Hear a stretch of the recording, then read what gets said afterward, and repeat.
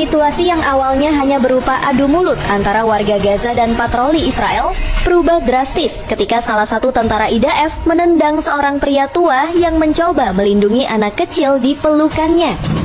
Melihat itu, para anggota TNI yang sedang bertugas langsung sigap.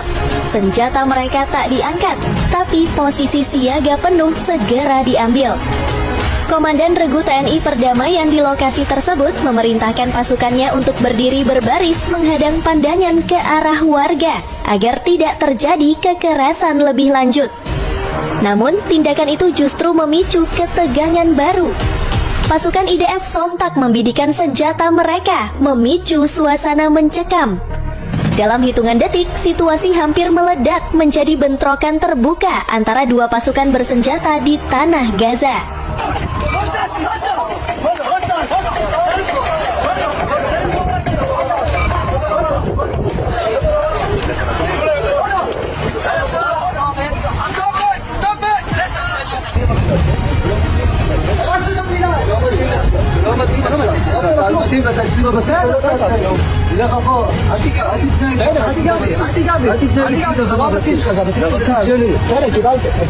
Namun komandan IDF itu tidak langsung merespons. Ia malah memberi isyarat kepada pasukannya untuk tetap dalam posisi tempur. Dari kejauhan, beberapa warga Gaza yang sudah babak belur akibat pukulan mundur perlahan. Sementara tentara TNI melindungi mereka di belakang perisai baja. Ketegangan itu berlangsung hampir 15 menit, waktu yang terasa seperti selamanya.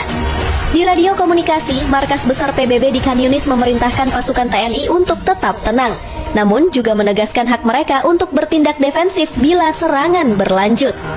Meski bentrokan fisik berhasil dihindari, dunia tahu bahwa perdamaian di Gaza masih rapuh. Dan di balik garis perbatasan yang membara itu, pasukan TNI Perdamaian terus berjaga, tanpa tidur, tanpa lengah, menatap ke arah medan yang setiap saat bisa berubah menjadi neraka. Namun ketegangan itu pecah seketika saat salah satu prajurit Israel menendang kepala seorang pria Gaza yang sudah terkapar. Jeritan warga kembali pecah. Tanpa berpikir panjang, Sarsan Arif dan dua prajurit lainnya berlari ke depan, menarik tubuh pria itu ke belakang sambil membentangkan tubuh mereka sendiri. Suasana pun berubah mencekam. Kedua pihak kini berdiri berhadapan hanya beberapa meter, saling menatap tajam. Suara jangkrik dan desir pasir diterpa angin menjadi satu-satunya bunyi yang terdengar di sela ketegangan itu. Situasi semakin tak terkendali. Senjata terangkat, teriakan saling bersahutan. Dua kendaraan lapis baja Israel menyalakan mesin, seolah siap maju. Di sisi lain, komandan Israel akhirnya meludah ke tanah dan memerintahkan pasukannya mundur beberapa langkah.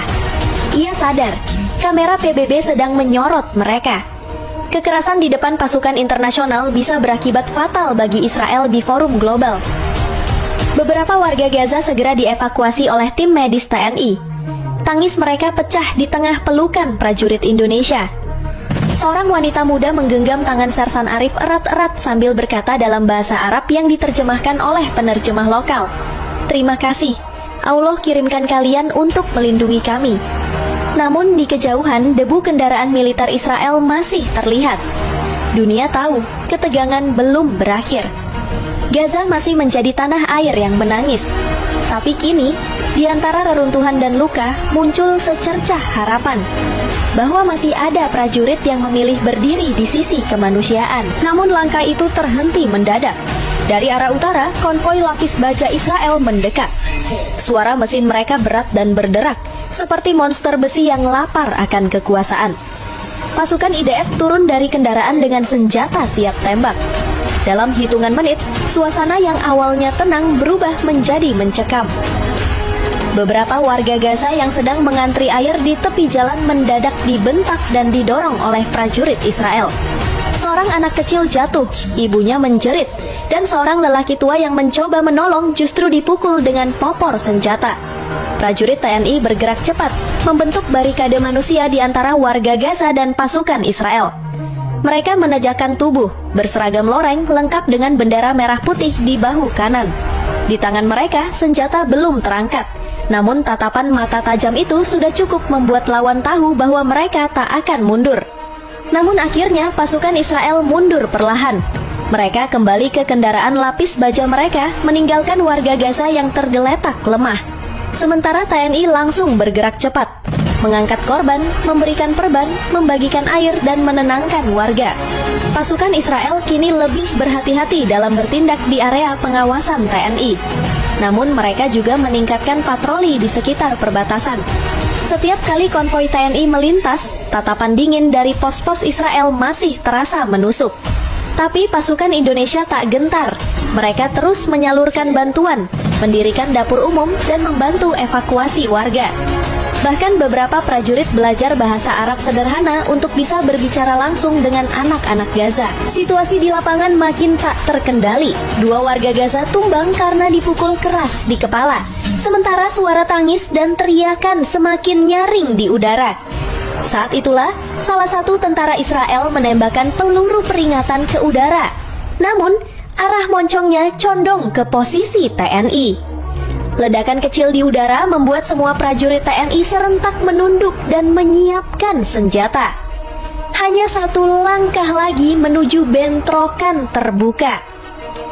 Ketegangan berlangsung selama hampir 20 menit yang terasa seperti seabad. Hingga akhirnya, atas tekanan dari markas besar PBB di Yerusalem, pasukan Israel dipaksa mundur dari lokasi. Mereka menarik diri perlahan, meninggalkan puluhan warga Gaza yang terkapar lemah di tanah. Begitu situasi aman, para prajurit TNI langsung berlari menolong korban. Mereka memberikan air, perban, dan mengangkat warga yang luka berat ke dalam kendaraan lapis baja untuk dibawa ke pos medis PBB. Seorang prajurit TNI bahkan menangis saat memeluk anak kecil yang seluruh tubuhnya penuh debu dan darah.